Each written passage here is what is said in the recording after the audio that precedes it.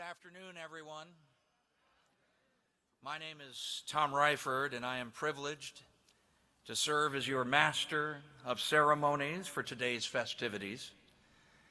Inaugurations are representative of a very rich tradition that has distinguished American life since our country's inception.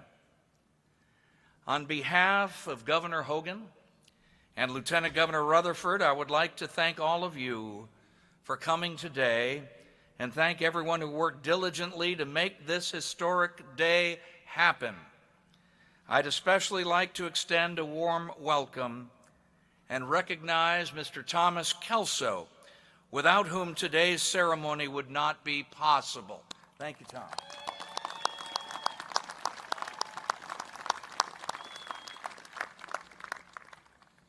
Folks, there are a few things that you need to know as we begin our program.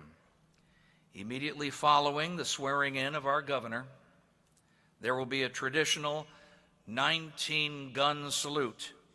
Now, don't be alarmed, this is a good thing. And finally, at the conclusion of the ceremony, the governor and the lieutenant governor would be delighted to meet and receive each of you in the State House Rotunda. Now let us get on with this program. I'm very pleased and honored to introduce to the podium the 6th County Executive of Montgomery County, Isaiah Ike Leggett, who provide all of you some words of welcome. Ike?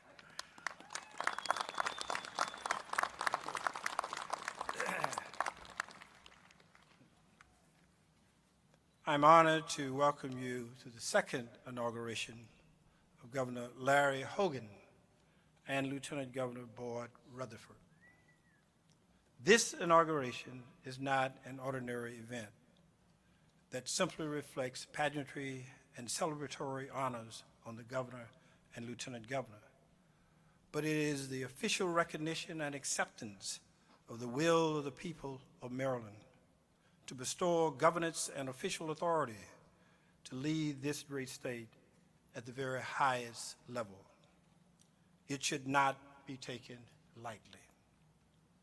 Governor Hogan, by bestowing upon you and Lieutenant Governor and the Lieutenant Governor this great honor, the voters throughout the state are positively reaffirming their trust in your leadership. They're also saying that they believe in your willingness to continue to work across party lines. And more importantly, they trust that you, along with the members of the General Assembly, will put aside party differences as you address the multitude of important issues impacting the lives of Marylanders in every corner of this great state. Our residents are tired of the bickering and the failures we experience daily from our nation's capital just a few miles south of where we are gathered. The federal government's closure is having a very harmful impact on the lives of Marylanders and many others around this great nation. I am proud to say that despite the inability to effectively govern in some other jurisdictions around the nation, here in Maryland, under your leadership and that of the leaders of our General Assembly, we have avoided that problem. Now, my belief regarding the determination of who leads our state as governor and who hold other elected offices generally is that we should have our partisan competitive fights once every 4 years instead of fighting with each other for that honor every year for 4 years.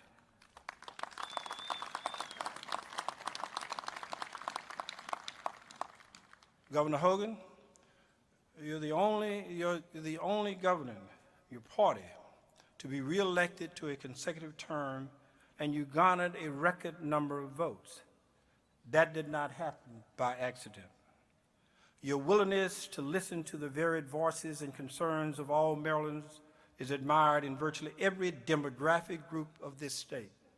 And further, your willingness to work in partnership with those of us who had served in leadership positions at the local level is greatly admired.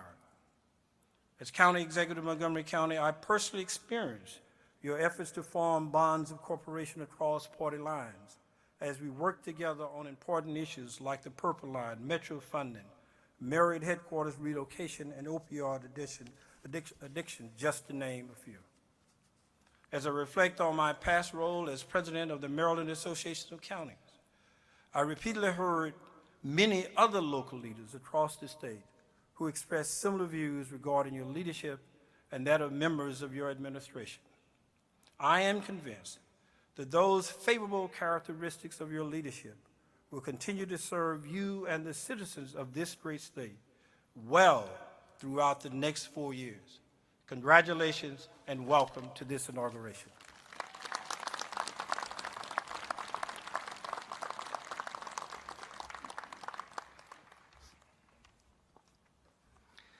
Thank you, Ike, for those remarks. Certainly a pleasure to have you here today in Annapolis. Ladies and gentlemen, at this time, please stand as the Annapolis City Police Department Honor Guard presents our colors. And please remain standing for the most highly acclaimed musical organization of the Naval Academy. They have achieved national prominence as one of America's premier choral ensembles. The group has performed extensively across America and internationally. The United States Naval Academy Men and Women's Glee Club performing the Star-Spangled Banner, our national anthem. Now, after which, today's invocation will be delivered by the Most Reverend Archbishop Laurie from the Archdiocese of Baltimore, and the Pledge of Allegiance will be led by Governor Hogan and Mrs. Hogan's granddaughter, Daniela Velez. Please remain standing.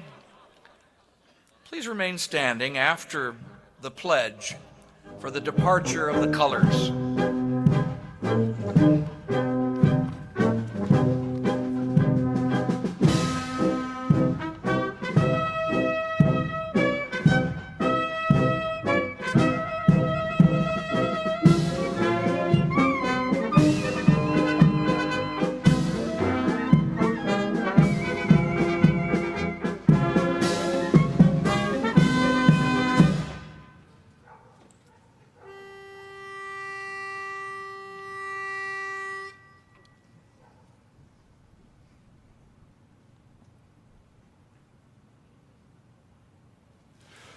Oh, say, can you see by the dawn's early light what so proudly we hailed at the twilight's last gleaming, whose broad stripes and the bright stars through the perilous fight o'er the ramparts we watched were so gallantly streaming, and the rockets' red glare, the bombs bursting in air, gave proof through the night that our flag was still there.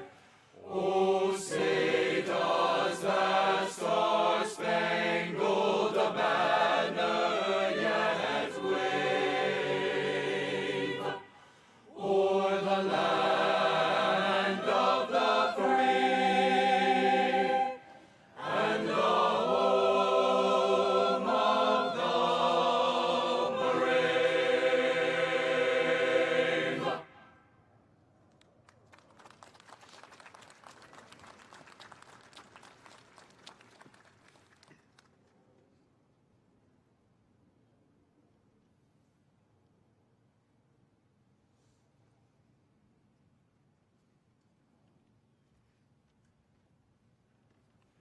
Let us pray.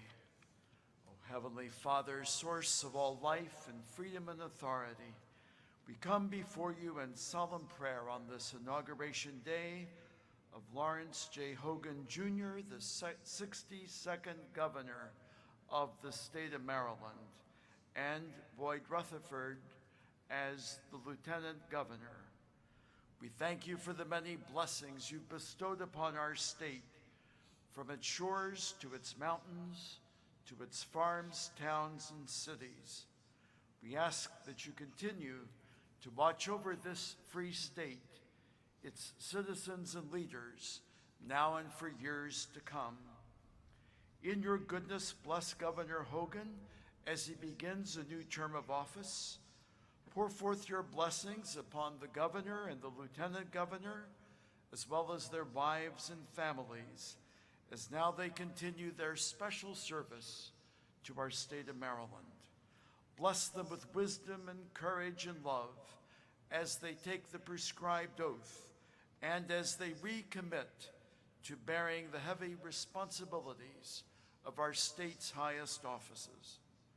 Keep them always faithful to their solemn pledge and enable them in your love to bear true allegiance to the state of Maryland and its Constitution, and to do this by seeking the common good of all Maryland's citizens, and by joining hands with all our fellow citizens in the ongoing work of building a state that is a place of freedom, justice, and compassion to those most in need, especially the poor, the marginalized, and the unemployed. A state that cherishes and uses wisely the resources with which you have endowed our land. May Maryland, founded as a beacon of religious liberty and toleration, continue to uphold this most cherished freedom by welcoming in the public square the values that flow from authentic faith. Show us the path, Lord, to be builders of relationships in our state and communities, so that we might bring forth harmony from our diversity. Bless our governor as he seeks to create cooperation among government, business, service, and faith communities, so that together we may create opportunity for all of our citizens, especially our young people, so that they may fulfill their God-given potential in loving homes and families and effective schools. Lead us, Lord, in finding ways to build trust in our communities, to curb violence, to protect the homeless, the destitute, the infirm and elderly. We ask that you bestow upon our governor and legislators and all of those in government service an ever greater measure of understanding as they address the difficult problems that face us all. May they listen to one another and to the people they serve, forging solutions together in the spirit of mutual respect and collaboration, pursuing the common good. And most of all, Lord, give us this day joy and give us hope, that we may be preserved in union and in that peace the world cannot give. And after enjoying the blessings of this life, may we be admitted to those which are eternal. Grant this prayer, which we make in thy holy name, O Lord, you who are the source of all the good that we accomplish and reflect. Amen.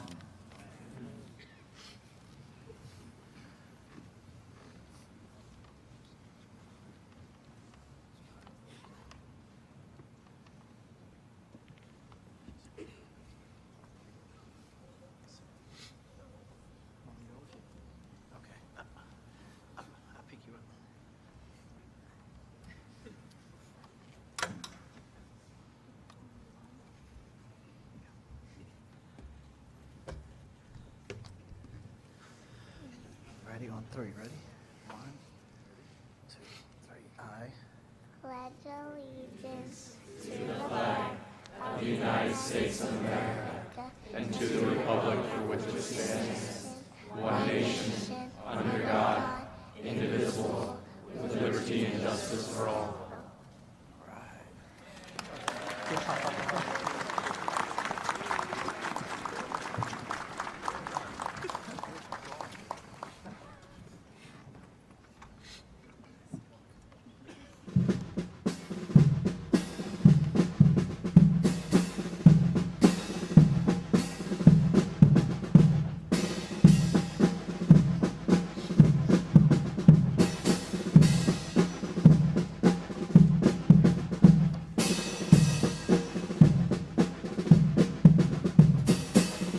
Ladies and gentlemen, you may be seated.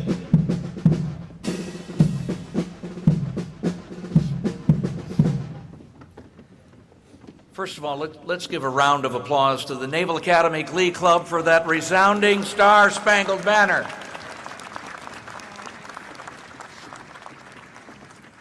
Also, thank you, Archbishop Laurie, for those inspiring words on this very important day.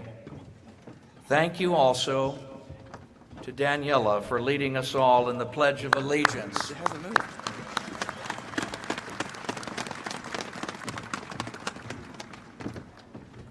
We extend also a very special thank you to the Annapolis Police Department Honor Guard.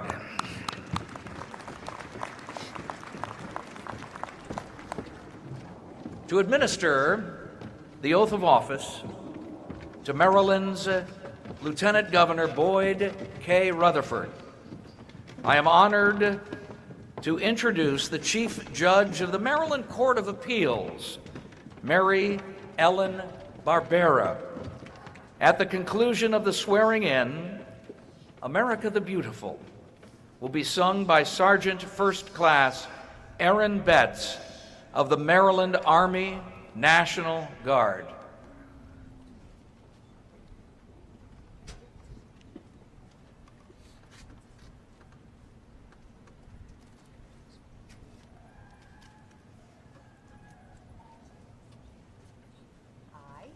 I, Boyd Rutherford, do swear that I will support the Constitution of the United States Constitution of the United States, and that I will be faithful and that I will be faithful and bear true allegiance to to the state of Maryland the state of Maryland, and support the Constitution and laws thereof, and support the Constitution and laws thereof, and that I will, to the best of my skill and judgment,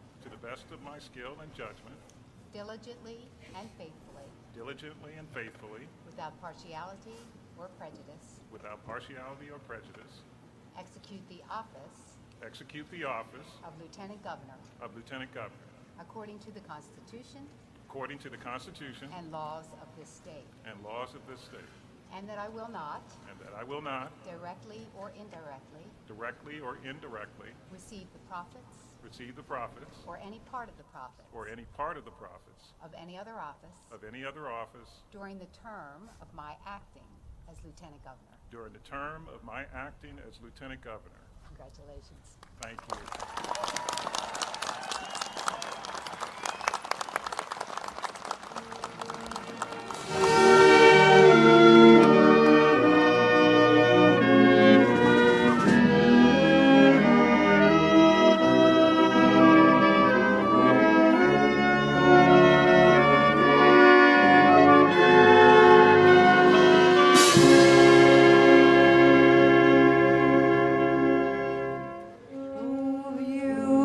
You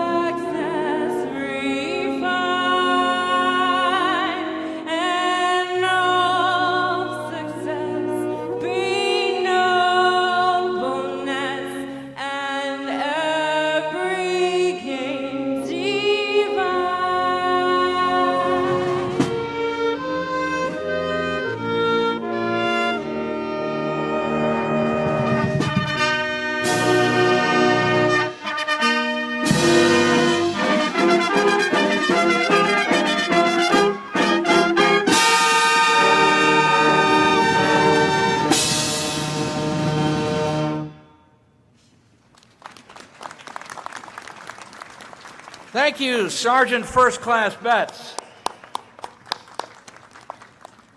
At this time, we have a special treat.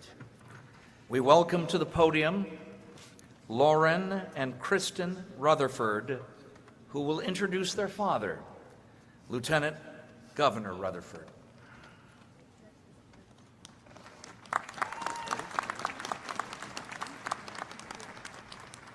Hi, I'm Kristen Rutherford. And I'm Lauren. Thank you for being here today.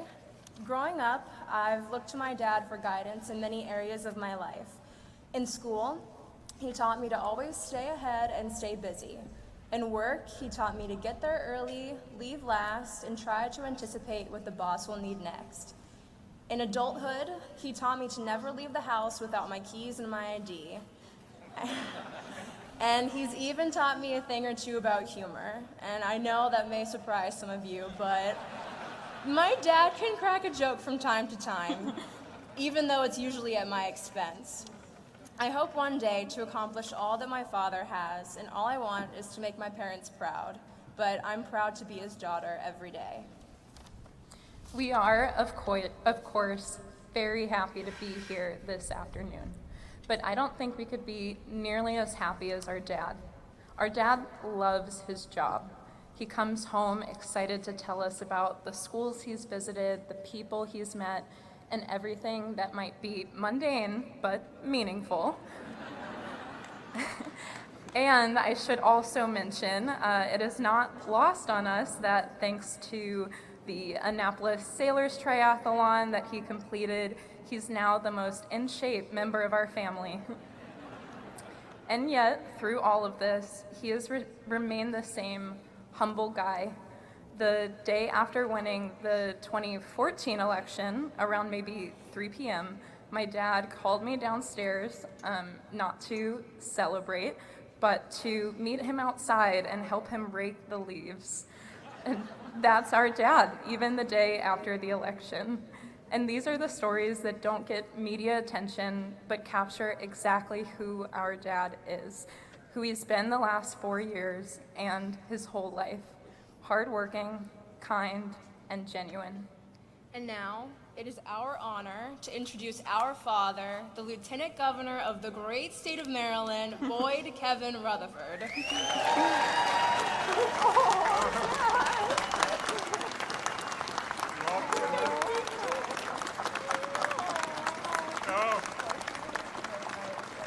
No, that's all right.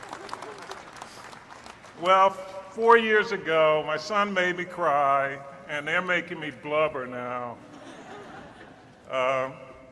It is true that I said part of being an adult is leaving the house with your keys and your ID. But you don't, that's something that kids don't do when they're young. But I said, you gotta have the keys. And there've been a couple of times she's forgotten them, and so. But thank you very much, Lauren, Kristen. I am very proud of you, and I really appreciate that. Good afternoon, everyone, and thank you for being here. It's an incredible honor to stand here before you this afternoon as Governor Hogan and I embark on our second term as Governor and Lieutenant Governor of this great state. Now, 4 years ago, I stood here on this stage and also cried, but I spoke a little bit about the history of the office of the Lieutenant Governor.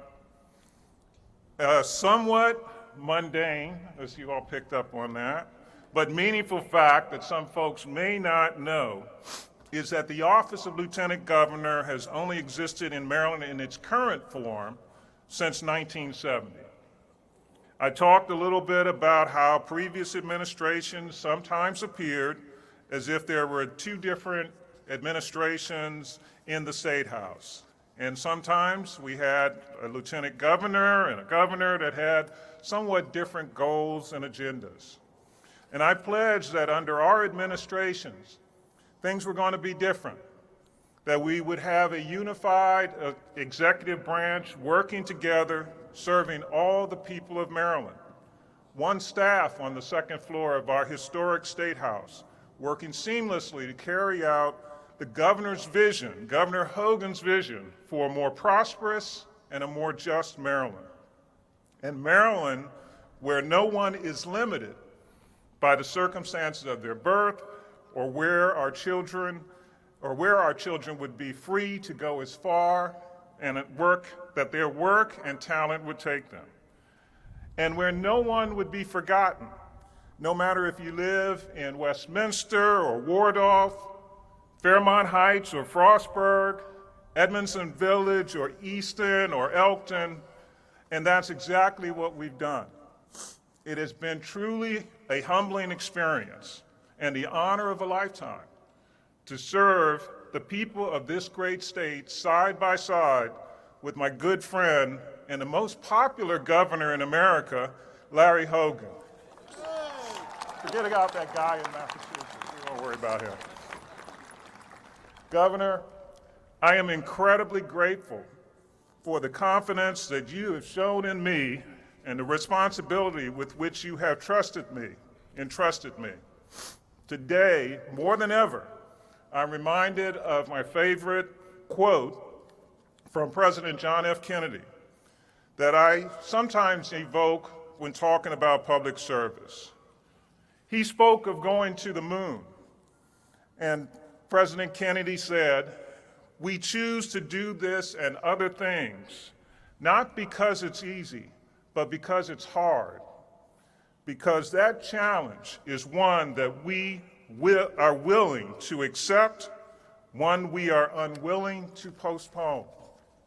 And that is exactly what we have done in our administration, as I try to turn the page. Governor Hogan and I can say with confidence that we have not shied away from the things that are difficult, but we have taken them head on. Whether it was the opioid crisis or protecting health care coverage or improving the health of the Chesapeake Bay or gerrymandering, or those more mundane areas of procurement modernization and regulatory reform, we have tackled the state's challenges head on, working across the aisle and finding common sense solutions to the challenges that we face. And I look forward to continuing to work with all of you to solve those hard problems on behalf of all of our Maryland citizens, to build on the progress we have made over the last 4 years, to bring a new and better and more opportunities to the people of this great state, and to continue to change Maryland for the better. Thank you very much, and may God bless you.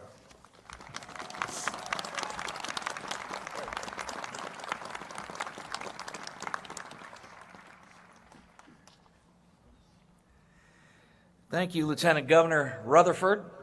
We look forward to another 4 years of you as our Lieutenant Governor. And now it's my pleasure to present to you the Annapolis Symphony Orchestra's brass quartet to perform Maryland, My Maryland.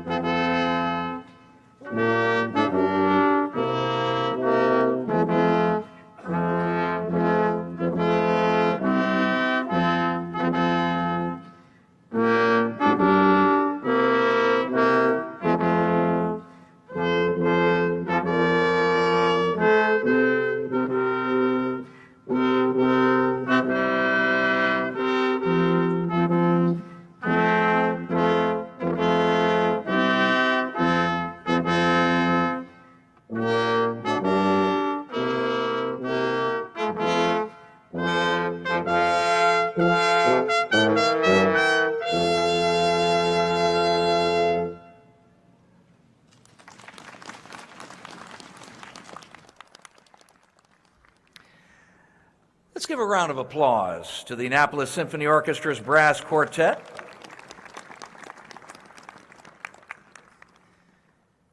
On this special day, to administer the oath of office to Maryland's 62nd Governor, Lawrence J. Hogan, Jr., I once again welcome the Honorable Mary Ellen Barbera to the podium. Now, as a reminder, the swearing in will be followed immediately by honors with a 19-gun salute that honors our governor. The salute will be performed by soldiers from the Maryland Army National Guard. Now, immediately following that salute, look up to see our Maryland Air National Guard's 175th Wing's Finest, providing a flyover from the Warfield Air National Guard Base in Middle River. Maryland is home of the 175th. Judge?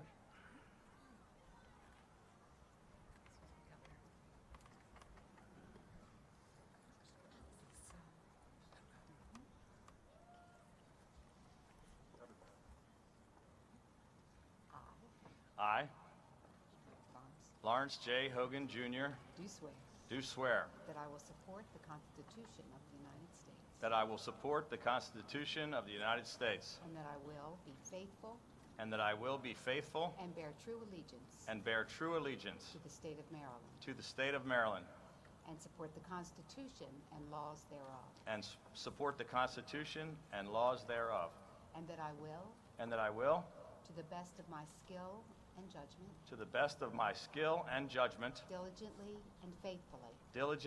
and faithfully, without partiality or prejudice, without partiality or prejudice, execute the office of governor execute the office of governor according to the Constitution according to the Constitution and laws of this state, and laws of this state, and that I will not, and that I will not, directly or indirectly, receive the profits or any part of the profits of any other office during the term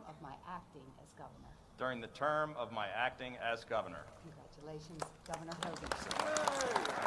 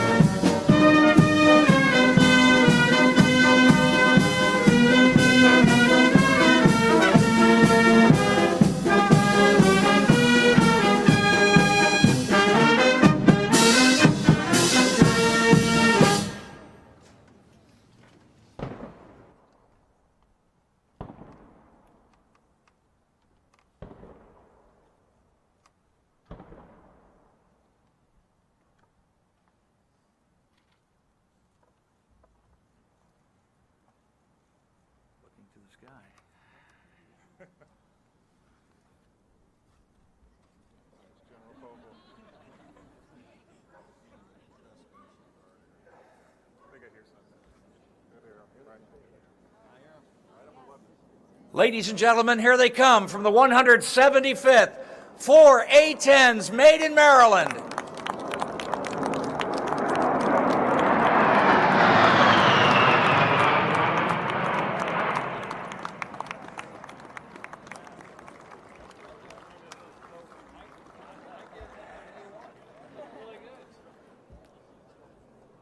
To introduce Maryland's governor, I'm extremely delighted and honored to present a very special guest, the 43rd governor of the state of Florida, the Honorable John Ellis Bush. Ladies and gentlemen, Jeb Bush.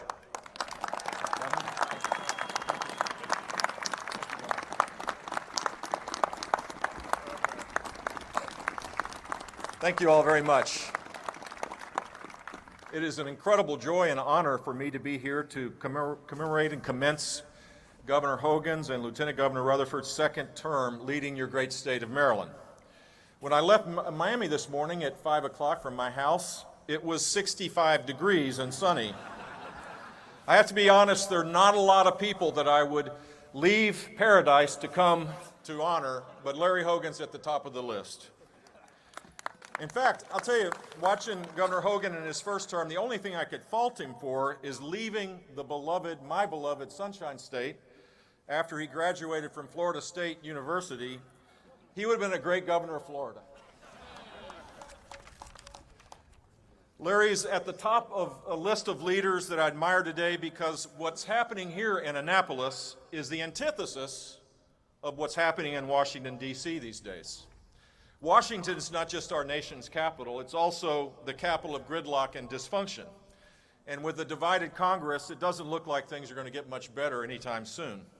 But life outside of D.C. isn't always that way. Outside D.C., good and interesting ideas and strong leadership still hold the power to repair and reinvigorate our institutions. Governor Hogan's first term is a testament to that. Maryland is fortunate because the role of governors is so key in this era of disruption and volatility. You see, governors have the power to reform, to innovate, to convene, to drive innovation, and to problem solve. They balance budgets and are far more responsible for outcomes and accountable to their constituents much more than their federal counterparts. States, not the federal government, are the great laboratories of democracy in our country. You know, I believe that our politics is a reflection of our culture, not the other way around. And on the whole, our culture over the last years has eroded, has become coarsened in the last 2 decades, say. One way to define our culture is how we interact with one another. We all get about 100 to 1,000 different chances to do that each and every day. We have to ask ourselves, are we more humble or are we arrogant? Do we strive to be transparent and truthful even when it's inconvenient? Or do we lie and deny facts? Do we push people down to make ourselves look better, or do we lift other people up? Do we show courage in the face of adversity, or do we deflect blame onto others? People in public life have a disproportionate say in our culture because they're in the public square. They're seen. Their microphone is louder. Their Twitter feeds, I guess, is bigger and the like. And so they have a greater responsibility, I think, to turn our culture into a more loving place. And the reason why I think Larry Hogan, I don't know why he invited me, the reason why I accepted the invitation is that I think Governor Larry Hogan is the best example in public life today, making efforts each and every day to less coarsen our culture, to make it stronger, more loving. And if we can do that, then all the problems of dysfunction in Washington, D.C. will matter not.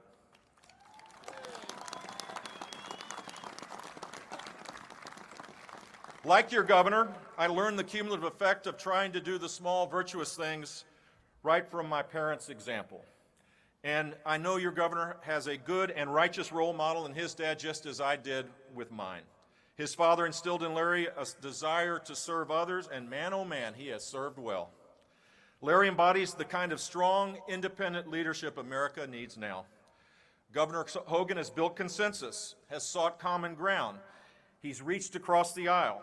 He's done so with really good humor and a joyful attitude about life. He truly cares about people and is 100% focused each and every day on advancing policies to benefit all the citizens of Maryland. He's done this even as he's courageously battled his stage 3 cancer into remission. It's no surprise that Larry is one of the most popular governors in the country. I guess, Governor, he's the most popular. With this phenomenal example of leadership barely 30 miles from Washington, D.C., you'd think and hope leaders in our nation's capital would be paying more attention. Without further delay, it is my incredible honor to introduce your governor, the first Republican governor to win re-election since 1954, as he kicks off another phenomenal term as governor of the state of Maryland. Governor Larry Hogan.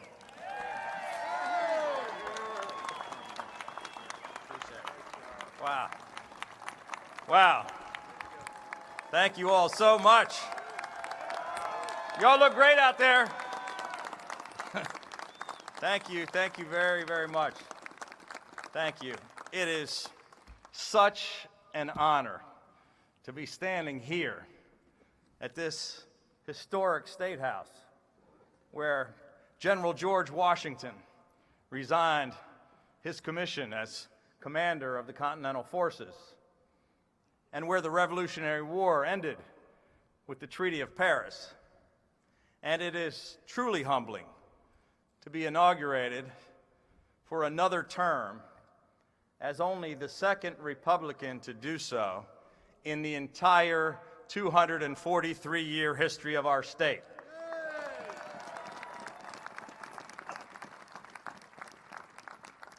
I want to congratulate my friend and partner, Maryland's great Lieutenant Governor Boyd Rutherford, and thank my beautiful wife, Yumi, who has been a wonderful First Lady for Maryland. I wouldn't be here today without the love and support of my entire family. President Miller, Speaker Bush, and all our distinguished guests, thank you for being here. Governor Bush, I'm honored by your presence here today.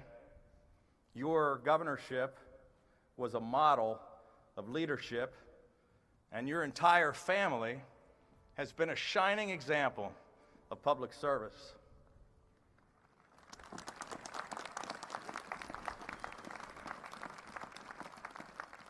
Last month, I had the privilege of attending the memorial services for your father, our 41st president, a true American hero who represented the very best of our nation.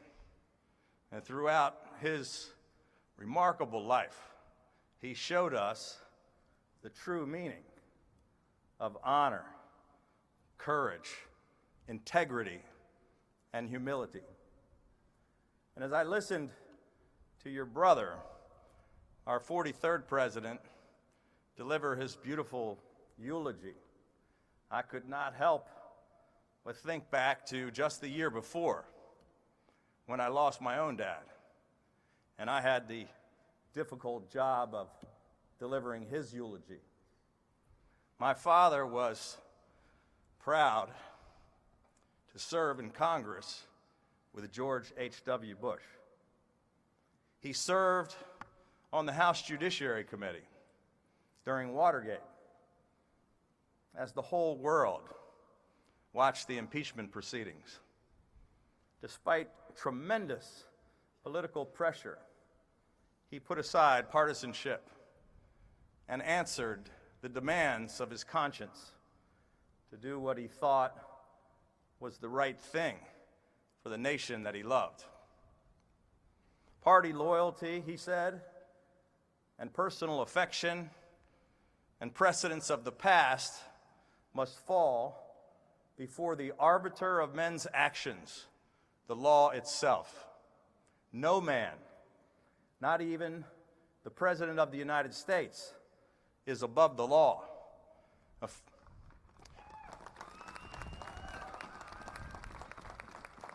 For our system of justice and our system of government to survive, we must pledge our highest allegiance to the strength of the law and not to the common frailties of man.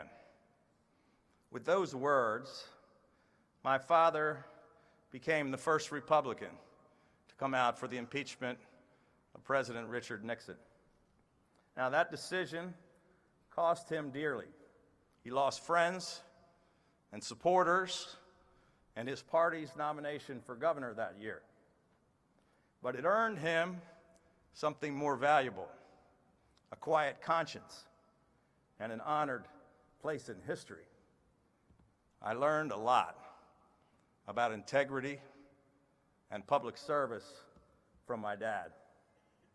I miss him a lot, especially today. And as I look out at all of you, the backdrop is of the beautiful dome of the United States Naval Academy Chapel, where I attended the funeral of another American hero, Senator John McCain, a man with passion, toughness, and tenacity. Senator McCain wasn't someone who would yield easily, but he never hesitated to reach across the aisle to get things done, and he always put his country before his party or himself.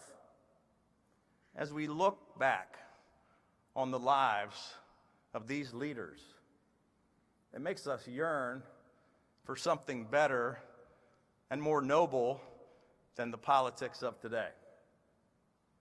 For those of us who have been given the privilege of serving, we could offer those men no greater tribute than to follow their example.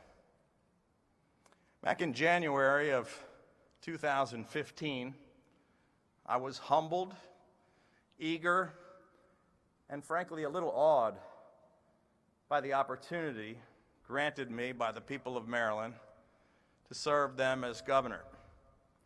And in the incredible 4 years that followed, there has not been a single day, good or bad, when I was not grateful for the privilege. Thank you, my fellow Marylanders, for giving me the most important work of my life.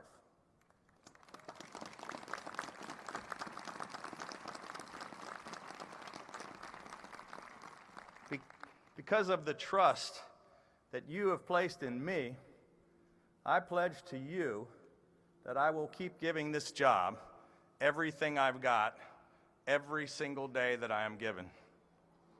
4 years ago, I committed to usher in a new era of bipartisan cooperation and prosperity in Maryland, one filled with hope and optimism. I pledged to govern with civility and moderation, to avoid attempts to drive us to the extremes of either political party, and to uphold the virtues that are the basis of Maryland's history as a state of middle temperament. I believe it's because we kept that promise to put problem solving ahead of partisanship and compromise ahead of conflict that I'm standing here today, just as humbled and eager and awed as I was at the start of my first term. We have spent 4 years working together to unshackle the unlimited potential and promise of this great state. We debated, discussed, and reasoned together, honestly and productively, with integrity and sincere purpose.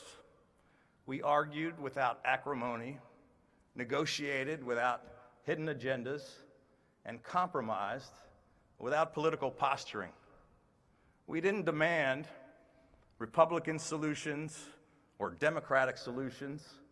We sought out bipartisan, common sense solutions that worked for the people of Maryland.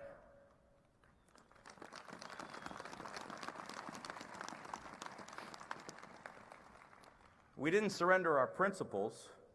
We simply practiced the art of the possible, and we trusted Marylanders to appreciate the distinction. Do the right thing, and the politics will work itself out. That was our plan. We faced our fiscal challenges with steady resolve and eased the tax burden on hard-pressed Maryland families, retirees, and small businesses. We cleared away the tangle of regulatory undergrowth and paved the way for historic economic growth and record job creation. We funded education at historic levels to give our schools the resources needed to prepare our children for the opportunities of the future. We protected the health care coverage of Marylanders and provided lower insurance rates for the first time in a decade. We met our transportation challenges head on with historic investments in our infrastructure. And we practiced skilled stewardship of the environment, which resulted in a Chesapeake Bay that is cleaner than it has been in recorded history. Today, I ask my partners in the legislature to join in reaffirming our pledge to continue on this bold new path. Rather than engaging in mere rhetoric, let's continue to deliver real results for the people who sent us here. Let's keep putting people's priorities before partisan interests. Let's continue to tackle our common problems by accepting our shared responsibility to solve them. Let's repudiate the debilitating politics practiced elsewhere, including just down the road in Washington, where insults substitute for debate, recriminations for negotiation, and gridlock for compromise, where the heat, finger-pointing, and rancor suffocates the light, and the only result is divisiveness and dysfunction, where getting something done for the people no longer seems to be a priority. There's plenty of blame to go around. People on both sides of the aisle refuse to even give up even a little to get a lot done. And neither side really wants to make progress.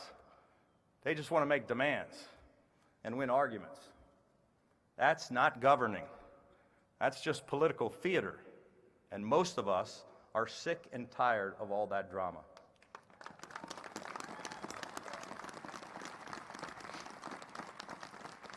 Look, I'm willing to stand up and fight for the things that really matter, but not for status quo politics and not to perpetuate polarization and paralysis. I come from the get to work and get things done school of politics, and I'll work with anyone who wants to do the people's business.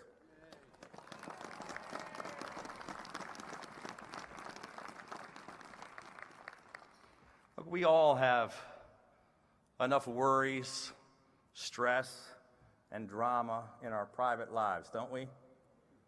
We might have a sick child or an elderly parent to care for, problems at work or in school, a spouse who lost a job, or a close friend who's hurting. Maybe we received a tough diagnosis or recently lost someone we love. We all suffer enough challenges in our lives that give us plenty to worry about.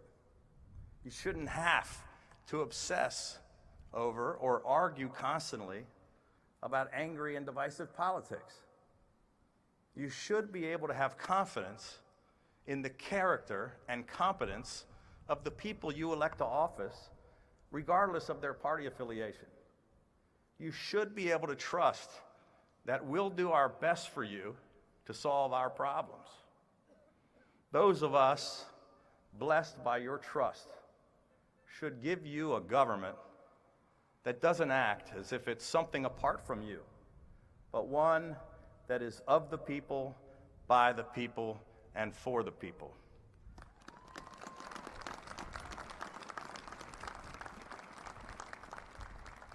A government that appreciates that no one of us has all the answers or all the power.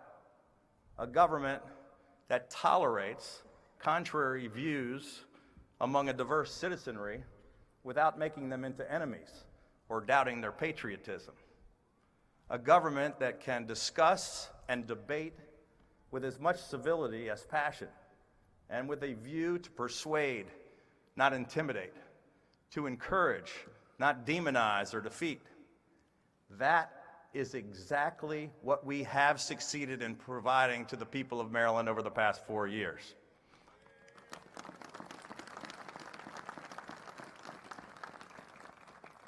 A humble, tolerant, respectful, and effective government that has worked together and found bipartisan common sense solutions. A government that took on the big problems and made things better for the people we serve. A government we could all be proud of. As I stand here today, I'm hopeful, and I have every confidence in our collective ability to continue giving Marylanders a state government that is just as decent, hardworking, and pragmatic as they are. Harry Truman once said, "Men make history, not the other way around." Progress occurs when courageous, skillful leaders seize the opportunity to change things for the better. It isn't always easy to put the public good ahead of personal and partisan interests. If it were, then leaders like George H.W. Bush, John McCain, and my dad would not have stood out from their contemporaries as much as they did. Those men had the wisdom to know that no success is more satisfying than living honorably and keeping faith with the people who gave you their trust. While the tenor of today's national politics may have strayed from the noble example they set, I still believe that what unites us is greater than that which divides us. And to those who say that our political system is too broken and can't be fixed, I would argue that we have already shown a better path forward. And if we can accomplish that here in Maryland, then there is no place in America where these very same principles cannot succeed.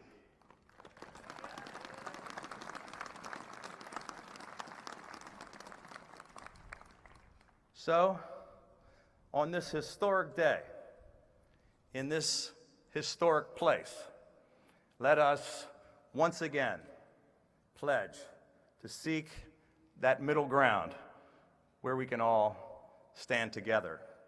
Let's keep changing Maryland for the better, and let's continue setting an example for the rest of the nation. Thank you. God bless you. May God bless the great state of Maryland and the United States of America.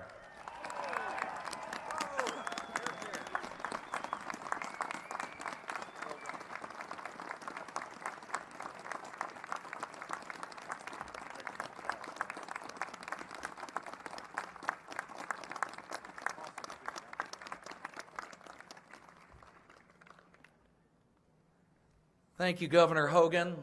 And as I look out at this audience, I think that your message of constructive, equitable bipartisanship will resonate across this state for many years to come. Let's give him another round of applause, Governor.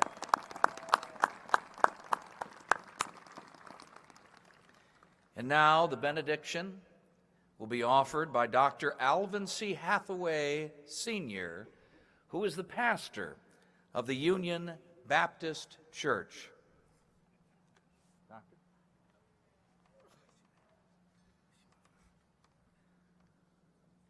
The words of Harriet D. Automote. No vision and you perish, no ideal and you're lost. Your heart must ever cherish some faith at any cost, some hope, some dream to cling to, some rainbow in the sky, some melody to sing to, some service that is high. May Governor Larry Hogan and Lieutenant Governor Boyd Rutherford and this administration go forth from this place with the determination to make a difference, the decency to uplift humanity, the dedication to enhance the quality of life, and the diligence to do everything in decency and in order. Amen. Thank you, Doctor. Well, ladies and gentlemen, as a reminder, the receiving line will form immediately after this ceremony inside in the State House Rotunda. I hope that you won't miss this unique opportunity to personally meet our governor and lieutenant governor. We are also honored that musical selections after the ceremony will be performed by the Maryland Defense Force Band and the 229th Maryland Army National Guard Band. Thank you all for coming, and enjoy the remainder of this great and historic day. Thank you all.